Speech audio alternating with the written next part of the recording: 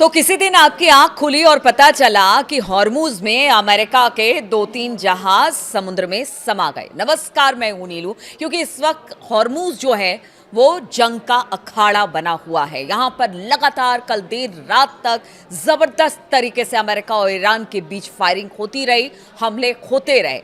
दो ईरानी जहाज को अमेरिका ने निशाना बनाया। बताया जाता है कि उसकी चिमनी पर, उसके इंजन पर हमला किया गया। पूरी तरह से तो डिस्ट्रॉय नहीं किया गया। और अमेरिका के भी जंगी जहाज़ों पर हमला ईरान की तरफ से किया गया है हॉर्मूज में। तो आप समझिए कि किस तरह की शांति वार्ता है, किस तरह से शांति काल इस वक्त चल रहा है। जब शांति काल में इतनी ज़्यादा चीज़ें सामने आ रही है हॉर्मूज में, तो आप समझिए कि अगर शांति नहीं होती, पहले हमने देखा था कि किस तरह की स्थिति थी, तो हम इसको सीज फायर कैसे मान लें। सीज फायर से पहले ही अगर इस तरह की कार्रवाई हो रही है तो कभी भी कोई बड़ा हमला हो सकता है अमेरिका और ईरान के बीच में। अभी देखिए, अभी 4-5 दिन पहले ही ईरान को भेजा गया था अमेरिका की तरफ से 14 सूत्रीय प्रस्ताव। कहा गया था 30 दिन की मोहलत होगी, बातचीत होगी, चाहे वो परमाणु कार्यक्रम हो या बाकी चीज़ हो। लेकिन उसके बावजूद अमेरिका लगातार हमले कर रहा है और फिर कह रहा है कि वो अपने बचाव में ये हमला कर रहा है। अब बताइए, आप किसी के घर में घुसने की कोशिश करेंगे, कोई आप पर हमला नहीं करेगा। इनके दो अमेरिका के डिस्ट्रॉयर फारिस की खाड़ी की तरफ आगे बढ़ रहे हैं, हॉर्मूज में घुसने की कोशिश करते हैं। और जब ईरान हमला करता है तो फिर आप कहते हैं कि हम अपने बचाव में हमला कर रहे हैं। यानी आप जानबूझ के प्रवोक कर रहे हैं ईरान को, और ईरान इसी का जवाब आपको दे रहा है। अब तो देखिए, पहले ये खबर आई थी कि जितने भी अरब मुल्क हैं वो अमेरिका के साथ मिल गए हैं, लेकिन एक बार फिर से खबर ये आ रही है कि अरब मुल्कों ने अपनी धरती देने से अमेरिका को इनकार कर लिया है। क्योंकि पीछे जो युद्ध हुआ था उसमें भारी नुकसान इन अरब मुल्कों को हुआ था। सऊदी अरब हो गया, यूएई हो गया, कतर हो गया, सब जगह पर हमने देखा था कि ओमान हो गया, किस तरह से हमले हुए थे। तो क्या अब जो अमेरिका के दोस्त हैं ये सारे अरब मुल्क, उनको भी लग रहा है कि पता नहीं हम धरती अपनी अगर देना शुरू कर दें। क्योंकि कहा यह जा रहा था यूएई की तरफ से उड़ान जहाज ने, जो फाइटर प्लेन्स हैं या फिर फ्यूल भरने वाले जहाज हैं, उनको देखा गया है। लेकिन अब ये खबर आ रही है कि शायद उन्होंने अपना डिनाई कर दिया है। तो आप सोचिए कि कभी ये अरब मुल्क कहते हैं कि वो अमेरिका के साथ है, कभी कहते हैं हम अपनी धरती नहीं देंगे। लेकिन गाहे बगाहे इस तरह की खबर आती है कि इन्हीं धरती से, यहीं पर जो तमाम एयर बेसिस हैं अमेरिका के, वहां से हमला ईरान के ऊपर किया जा रहा है। और अब तो हॉर्मूज जो है वो जंग का मैदान बन गया है। इसी बीच खबर ये आ रही है कि अब ईरानी संसद में हॉर्मूज को लेकर एक प्रस्ताव लाया गया है और हॉर्मूज को लेकर एक कानून बनाने की तैयारी में ईरानी संसद है। अब देखिए, ईरानी संसद अगर इस कानून को पास कर देती है, जिस प्रस्ताव को लाया गया है, तो उसके बाद हॉर्मूज में घुसना अमेरिका के लिए नामुमकिन हो जाएगा। और अमेरिका अगर यहां पर अंदर घुसता है तो कहीं ना कहीं डायरेक्ट तौर से वो उसकी संप्रभुता, यानी कि ईरान की संप्रभुता पर चोट करता है, उसके कानून का उल्लंघन करता है। अभी तो आईआरजीसी ही वहां पर जवाब दे रही है अमेरिकी हमलों का। लेकिन अगर ये कानून बनाता है ईरान, तो आप समझिए कि अमेरिका की मुश्किलें बंद हो जाएगी। हालांकि मानना ना मानना इस कानून को अमेरिका के हाथ में है, लेकिन फिलहाल तो यह कहा जाएगा कि अमेरिका ने उनके क्षेत्र में घुसने की कोशिश की है, जबकि ईरानी संसद अगर ये हॉर्मूज को लेकर जो कानून बना देते हैं। अब देखिए, कुछ खबर ऐसी भी आ रही है, मैंने शुरुआत में ऐसा क्यों कहा कि किसी दिन आपकी आंख खुलेगी और पता चलेगा कि 2-3 अमेरिकी जो जहाज हैं वो समुद्र में समा गए। तो कुछ ऐसी खबरें आ रही है। तो एक्सपर्ट ऐसा मान रहे हैं कि ट्रंप भले दावे कर ले, लेकिन हम आपको बता दें, पारंपरिक नौसैनिक युद्धपोतों को भारी नुकसान के बावजूद ईरान का हॉर्मुज स्ट्रेट, अब भी इस पर ईरान का दबदबा कायम है। और ईरान ये बता दे रहा है और लगातार बता भी रहा है। कल देर रात तक वहां पर हमले हुए हैं, अमेरिकी जहाजों पर भी हुए हैं और अमेरिका की तरफ से ईरानी जहाजों पर भी हुए हैं। और ईरान ने बता दिया है कि आप अगर इतना सा हमला करेंगे तो फिर उसका जवाब बड़े हमले से दिया जाएगा। इसलिए कहा जा रहा है कि अब भी हॉर्मूज में ईरान का दबदबा है। एक्सपर्ट का कहना है कि ईरान का हॉर्मूज स्ट्रेट में मुकाबला अमेरिका के लिए आसान नहीं है, क्योंकि उसके पास यहां पर कई ऐसे अनदेखे हथियार हैं जिसका इस्तेमाल अब तक किया ही नहीं है ईरान ने। और आप समझिए कि अगर मैं कह रही हूं कि किसी दिन आपकी आंख खुली और आपको पता चला कि अमेरिकी जहाज पानी के गर्त में समा गए, तो उसके लिए अब बताया जा रहा है, जो एक्सपर्ट कह रहे हैं कि ईरान के पास कुछ ऐसे फ्लीट हैं जिनको मॉस्किटो फ्लीट कहा जाता है, यानी मच्छर की सेना।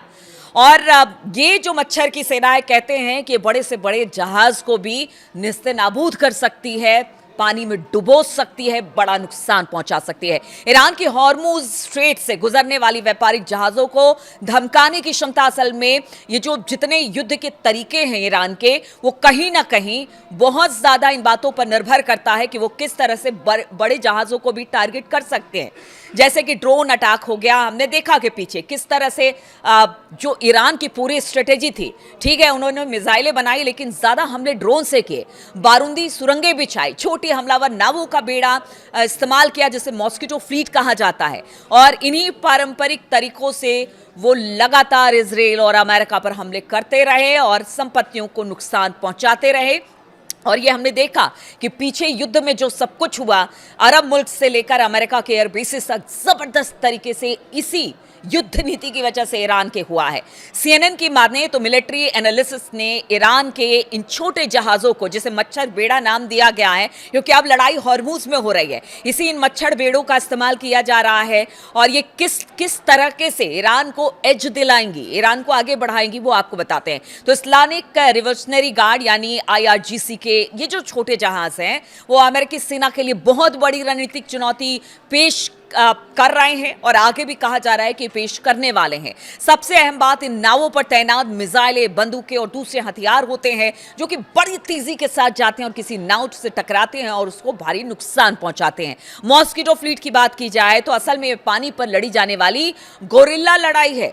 और देखिए, इसके लिए ईरान जाना जाता है। जिस तरह से उसने स्ट्रेटेजी बनाई और भारी नुकसान अमेरिका को पहुंचाया, उसमें ये जो मॉस्किटो फ्लीट है वो भी अब बड़ा योगदान इस पूरे हॉर्मुज स्ट्रेट में देने वाला है और इसे गुरिल्ला युद्ध से जोड़ा जा रहा है। हॉर्मुज स्ट्रेट के आसपास ईरान के द्वीप जो हैं, कहा यह जाता है कि यहाँ जो गुफाएं बनी हुई है या जो पहाड़ी जो छोटे छोटे दरार हैं, उसमें इस फ्लीट को छुपा कर रखा जाता है और जब कभी भी जरूरत होती है इनको पानी में उतार दिया जाता है।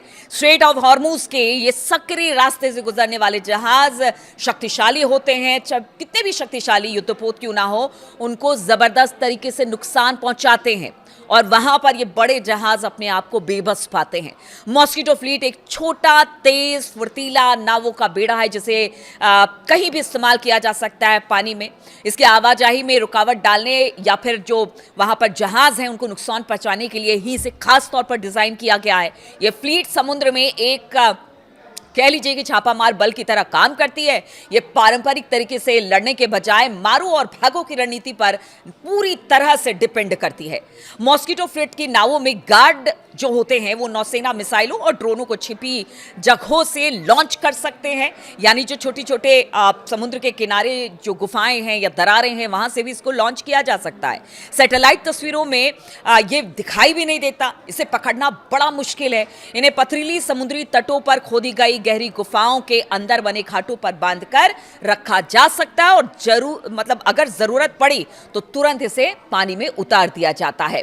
अब देखिए किस तरह से अब अमेरिकी जो जहाजें हैं उनके लिए एक बड़ा सिरदर्द बनी हुई है और दूसरी तरफ खबर ये आ रही है कि ईरान लगातार चुनौती अमेरिका को दे रहा है और अमेरिका जो है वो बातचीत बार बार हम देखते हैं कि बातचीत की पेशकश करता है लेकिन जबरदस्त तरीके से हमले करता है। अब कोई भी बड़ा हमला हो सकता है लेकिन अभी जो स्थिति है बेहद खतरनाक है और इस खतरनाक स्थिति को देखते हुए कहा यह जा रहा है कि अगर ये कानून ईरान सरकार लेकर आ जाती है हॉर्मुज को लेकर तो फिर अमेरिका के लिए बड़ा मुश्किल होने वाला है। लेकिन ये मान के चलिए कि ईरान तो यहां से गिव अप करने वाला नहीं है। ईरान ने कई ऐसे हथियार, एक्सपर्ट भी इसको बता रहे हैं कि अगर ईरान हॉर्मुज में वो अपने आप बता रहा है कि हमारी जगह है, आप इसमें घुसेंगे तो हम मारेंगे, यानी उसके पास कुछ ऐसे इंतजाम जरूर हैं जिससे कि वो अमेरिका को बड़ी भारी चुनौती दे सकता है। और इस बीच एक और खबर आई है कि कल देर रात तक जो झड़प अमेरिका और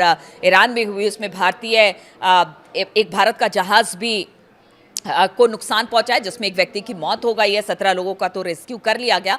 तो आप समझिए कि इस वक्त बहुत सारे जहाज हैं जो ईरान की भी है, जो नाकेबंदी की वजह से अमेरिका ने रोक रखी है। अब ईरान के सामने भी एक ही कह लीजिए विकल्प बचा है कि या तो आप मारेंगे, वहां से नाकेबंदी हटाएंगे, या तो फिर बातचीत का रास्ता अख्तियार करेंगे। लेकिन बातचीत के रास्ते पर ट्रंप है कि चलने का नाम नहीं लेते, बातचीत करने की बात करते हैं। लेकिन हमले ईरान पर लगातार हॉर्मुज में हो रहे हैं और कभी भी कोई बड़ा हमला हो सकता है और धीरे धीरे जो सीज फायर है वो लगता तो ऐसा ही है कि वो टूटने के कगार पर पहुंच चुका है, क्योंकि हमले लगातार ईरान अमेरिका पर और अमेरिका ईरान पर कर रहा है। तो तमाम अपडेट्स लेकर आपके पास आते रहेंगे। फिलहाल बहुत बहुत शुक्रिया मेरे साथ इस वीडियो में शामिल होने के लिए।